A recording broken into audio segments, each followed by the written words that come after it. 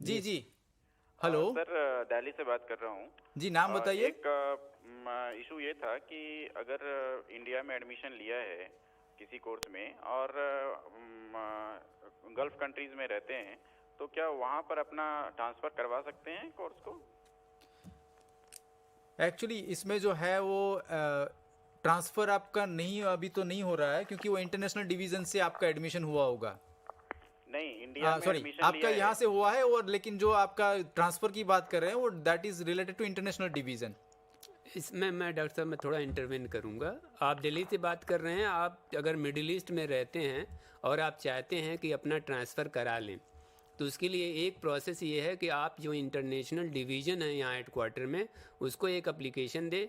क्योंकि जो हमारे नॉर्मल स्टूडेंट्स हैं, इंडियन स्टूडेंट्स हैं, उनकी फ़ी अलग होती है। जो आप अगर मिडिल ईस्ट जाते हैं तो आपको एज ए फॉरेनर समझा जाएगा, उसकी डॉलर में फ़ीस होती है। तो वो आपको फिर अगर अलाउ करेंगे तो आपको एक सर्टेन अमाउंट वहाँ जमा करना पड़ेगा, ताकि आपका इक्विवेलेंट आप फॉरेनर की हैसियत से हो सकते हैं। और ये हो सकता है, इसमें सिर्फ आपको इंटरनेशनल डिवीज़न को इन्फॉर्म करना है और अपने रीजनल सेंटर कंसर्न को इन्फॉर्म करना है।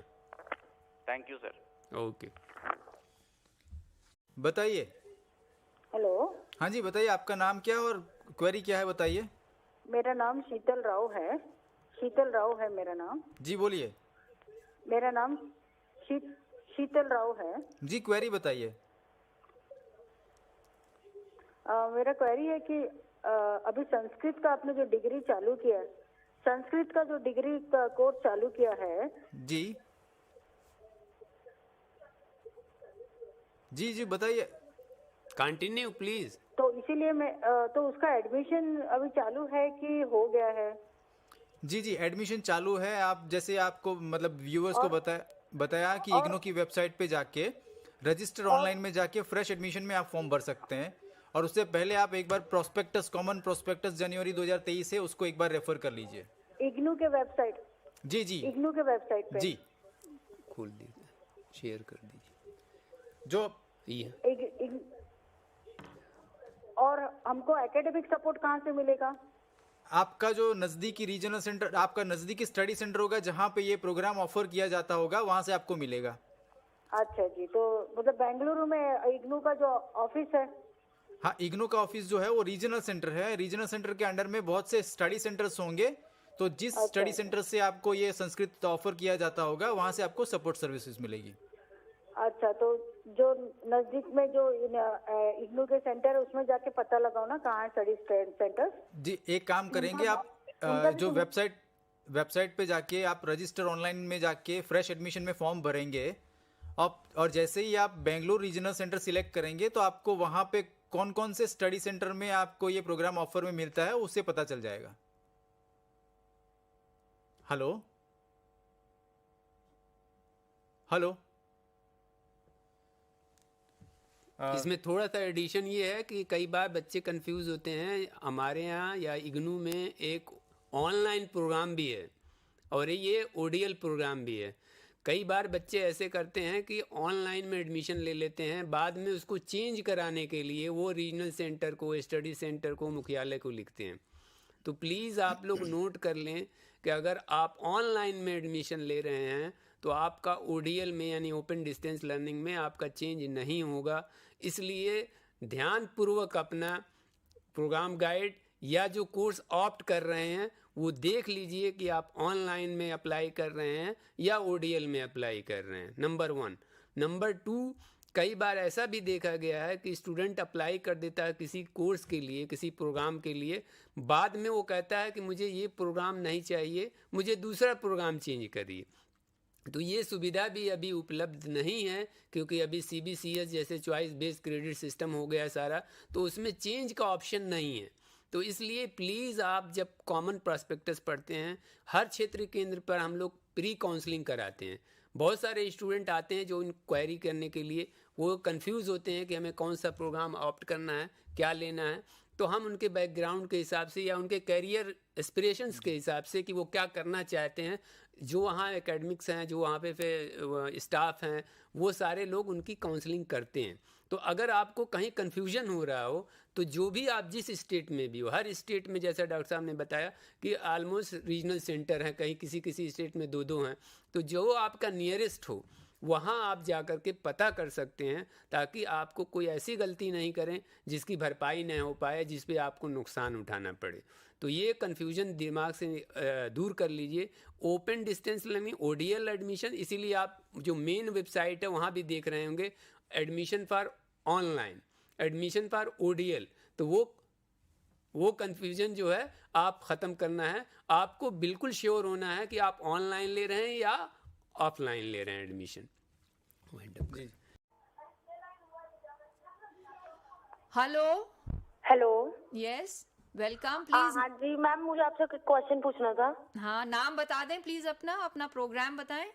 Ma'am Nisha, programme BAG bachelor of arts. हाँ पूछिए। मैम मेरा क्वेश्चन था, मेरे फर्स्ट ईयर के 2 सब्जेक्ट के असाइनमेंट के नंबर नहीं लगे अभी तक। उसके लिए देखिए, अगर आप हमारा कार्यक्रम सुन रही हैं, आप हमसे जुड़ी हैं, तो मैंने अभी बताया कि अगर असाइनमेंट के मार्क्स नहीं आए हैं तो आप इसकी 2 वजह हो सकती हैं। आप अपने क्षेत्रीय केंद्र पर भी मालूम कर सकती हैं कि अवार्ड्स आपने कब जमा किया था असाइनमेंट, और आपके पास असाइनमेंट जमा करने का प्रूफ होना चाहिए।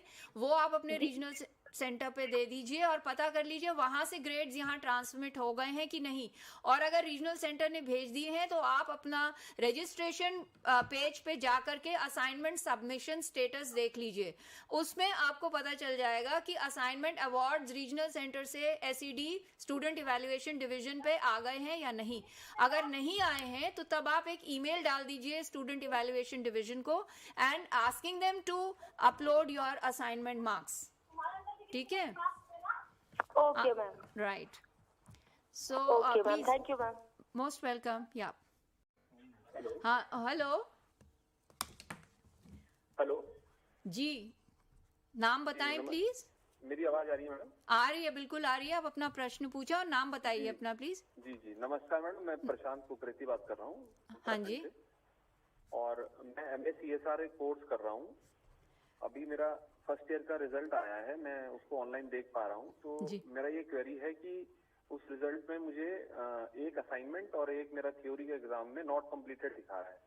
तो मैं जानना चाह रहा हूँ कि मेरा रिजल्ट टोटल अपलोड हो गया है, अगर नहीं हुआ है तो फिर मैं उसके लिए दोबारा से उसको एग्जाम को दूं। नहीं, आपने आपका रिजल्ट आप कह रहे हैं असाइनमेंट नॉट कंप्लीटेड दिखा रहा है। जी, एक सब्जेक्ट में असाइनमेंट नॉट कंप्लीटेड और एक थ्योरी सब्जेक्ट में 6 सब्जेक्ट है मेरे टोटल। हाँ तो मेरे 5 असाइनमेंट वहाँ पे उसके मार्क्स दिख रहे हैं और 5 के थ्योरी के मार्क्स दिख रहे हैं। University in the process of declaring the results, so might be possible कि अभी आपके सारे कोर्सेज का result term and examination declare नहीं हुआ है, जिसकी वजह से आपका जो एक थियोरी कोर्स आप बता रहे हैं उसके मार्क्स अपडेट नहीं हुए हैं। और जो आप असाइनमेंट की बात कर रहे हैं, अगर आपने सबमिट कर दिया that will also be uploaded shortly, that will be evaluated and तो मैडम मैं कब तक वेट करूं, क्योंकि अभी न्यू जून की तो डेट अभी आने वाली है ना। For that purpose. हाँ नहीं, आप ये असाइनमेंट सबमिशन स्टेटस भी आता है इसमें, तो आप एक ईमेल अपने रीजनल सेंटर पे भी भेज सकते हैं कि मार्क्स आपके आगे ट्रांसमिट हो गए हैं या नहीं, ये पता कराने के लिए। वैसे यहाँ पर अगर आपका एनरोलमेंट नंबर है और आप वेबसाइट में जाके असाइनमेंट स्टेटस आप अपने उस रजिस्ट्रेशन डिटेल्स में देख सकते हैं कि यूनिवर्सिटी पे आपका असाइनमेंट पहुंच गया है या नहीं, दैट यू कैन चेक। अगर ऐसा नहीं है तो फिर आप अपने रीजनल सेंटर से संपर्क करिए, एक ईमेल लिखिए और SED को भी, स्टूडेंट इवैल्यूएशन डिवीजन को भी ईमेल डालिए कि इस पर्टिकुलर कोर्स में आपका assignment grade not reflected show कर रहा है।